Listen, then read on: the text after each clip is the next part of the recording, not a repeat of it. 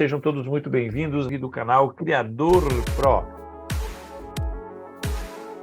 Quem fala com vocês é o Dr. Paulo, biólogo e especialista em projetos de legalização e montagem de criatórios comerciais em todo o Brasil. Se você é um criador de animais domésticos, exóticos ou silvestres, você está no lugar certo. Então se inscreve, compartilha, ativa o sininho, também nos acompanha nas nossas redes sociais. Bora lá para responder perguntas. Como é para tirar uma licença para vender aves em um pet shop? Para loja, você tem que fazer todo o licenciamento ambiental.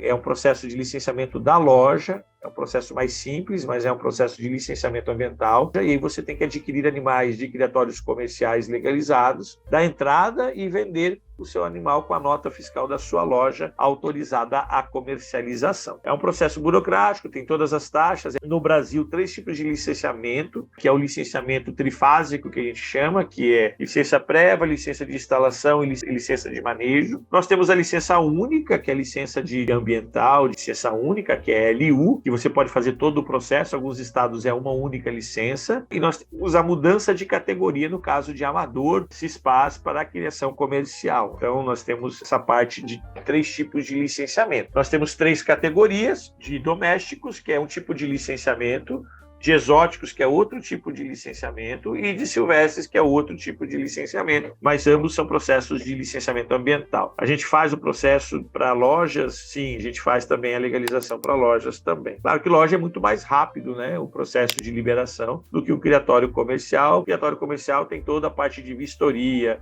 entrega de instalações, e é um processo burocrático, como a gente vem falando. A gente teve, nesses últimos anos, Covid, que atrasou muito os processos. Nós tivemos a mudança de governo, nós temos agora a gripe aviária, nós temos mudança de instruções normativas.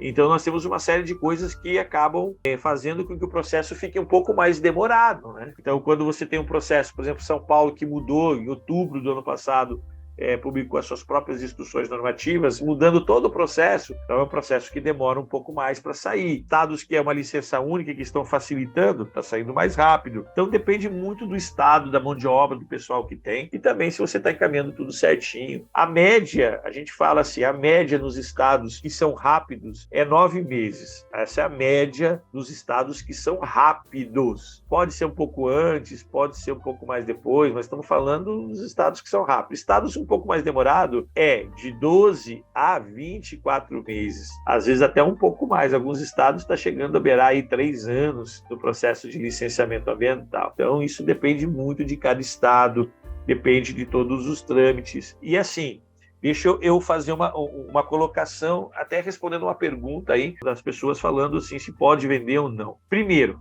quando você resolve virar um criador comercial, você não pode nem ter o criatório. Isso é o primeiro passo. Então, o que acontece?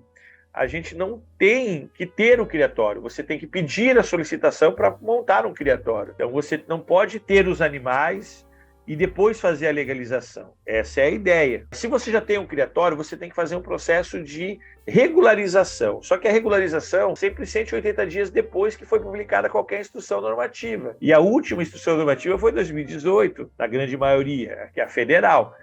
Então você tem que entender que o processo, para quem já tem um criatório comercial, ele é mais demorado para quem está começando do zero. Por quê? Você tem que adaptar as instalações, você vai ter que conseguir as licenças da prefeitura, você tem que entregar projetos que nem sempre tem como você aprovar, porque o seu espaço é reduzido se você é dentro de uma área urbana. Isso é pior ainda, atrapalha muito mais o nosso dia a dia. Às vezes você vai precisar fazer, mas tem um criatório aqui, eu quero aprovar. Não dá, você vai ter que fazer cozinha, maternidade, tem que fazer adaptações, tem que fazer as mudanças. Os animais todos têm que vir com nota fiscal, têm que vir com origem. A grande maioria das pessoas que estão fazendo o processo de legalização já tem animais sem nota, e a gente tem que fazer todo um processo burocrático para conseguir fazer com que esses animais fiquem com a pessoa, que virem matrizes. Então é um processo mais longo. Não é simplesmente entregar as licenças e aprovou. Não é assim que roda. Se você está montando do zero, não tem nada, você encaminha a licença prévia, sai rápido, encaminha a licença de implementação, eles aprovam, aí você constrói, aí faz a vistoria e compra os animais e aí libera o criatório. Não é tipo assim, eu já tenho as matrizes, já tenho o criatório, aí eu dou entrada para a licença prévia, aí eu tenho que apresentar os meus animais não têm nota, Aí eu preciso fazer todo um processo burocrático para encaminhar animal por animal para solicitar que eles fiquem como fiel depositário. Tem que fazer todas as plantas do criatório que já tem. E aí as pessoas demoram, elas não medem direito. Aí a gente tem que fazer meio que no chutômetro. Aí as instalações tem que pedir para alterar, pedir para mudar. Aí você tem que conseguir licença da prefeitura. Tem gente que não conseguiu licença da prefeitura. Eu tenho gente que entrou em contato com a gente há mais de um ano e não conseguiu nem a licença da prefeitura ainda para liberação. E aí tem que construir, tem que comprar.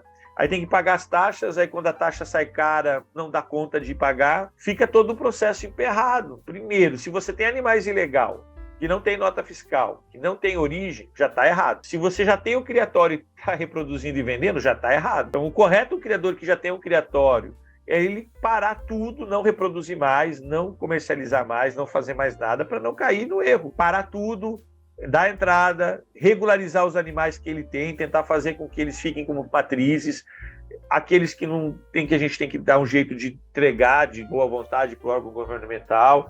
E não tem, gente, o órgão governamental que vai decidir se você vai poder ficar com os animais ou não. Aqueles que você não tem nota. Silvestre nem pode, não tem essa possibilidade. Agora, os exóticos ainda tem como você fazer trabalho, mas ele é um trabalho demorado, não é assim da noite para o dia que você consegue ficar com os animais. Então, são coisas que a gente tem que entender.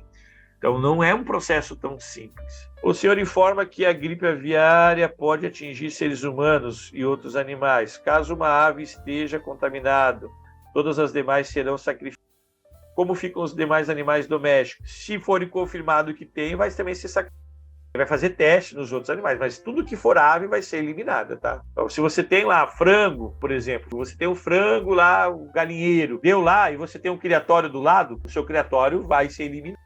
Todos os animais igualmente. Então, e o governo não é assim, cara. Não tem essa situação de os meus animais aqui não tem. Se for diagnosticado, vai acabar. Cães e gatos é mais difícil, tá? Serem eliminados, só se for provado que eles também estejam contaminados.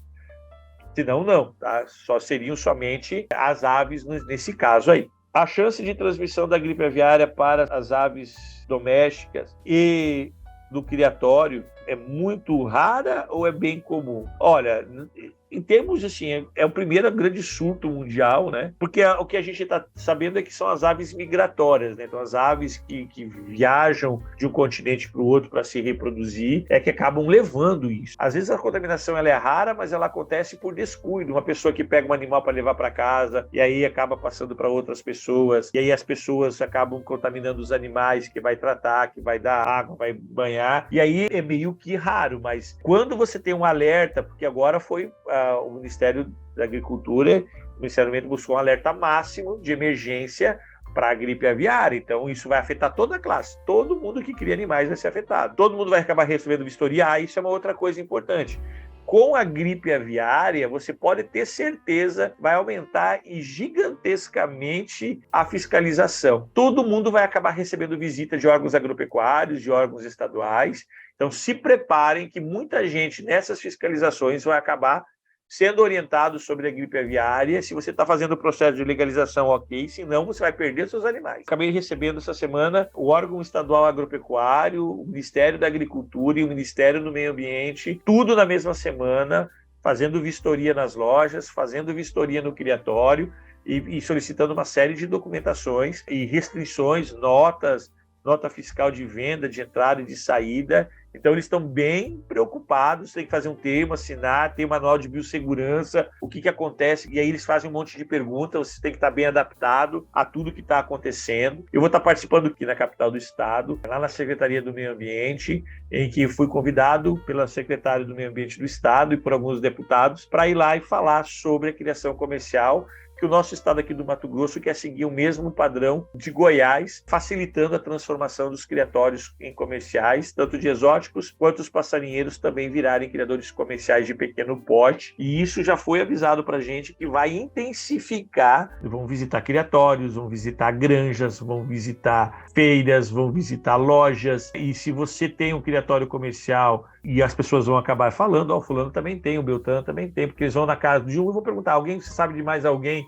que tenha criatórios? Eles vão falar, e aí você vai acabar recebendo uma visita, e além dessa visita ser uma visita orientativa e explicativa sobre gripe aviária, você pode receber uma fiscalização, eles vão ver seu criatório, vão pedir a documentação. Se você não tem nada, você pode também, ali, nesse momento, levar uma multa, e aí sim você perdeu seus animais. Gente, pode correr o risco do pessoal levar os animais, que são ilegais, e saquear os animais, porque não vai ter lugar para colocar. E não tem como recuperar depois, tá, gente? Não adianta tentar recuperar, que não vai ter como. É importante a gente falar isso, porque isso vai acontecer daqui para frente. Então fiquem muito atentos, principalmente o pessoal aí do Espírito Santo, já teve casos, então vai começar por ali, né? Tem outros casos que já estão sendo investigados no Rio Grande do Sul, tem casos investigados no Paraná, tem casos investigados aqui no Mato Grosso, tem casos investigados em várias regiões do Brasil.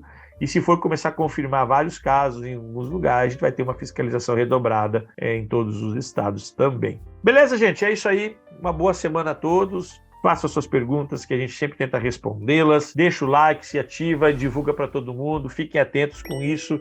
Espalhem essa questão do acompanhamento do IBAMA. E agora, com a gripe aviária, pode aumentar e intensificar muito a fiscalização geral no Brasil, tá bom? Falou, abraço, tchau, tchau. Até o nosso próximo encontro.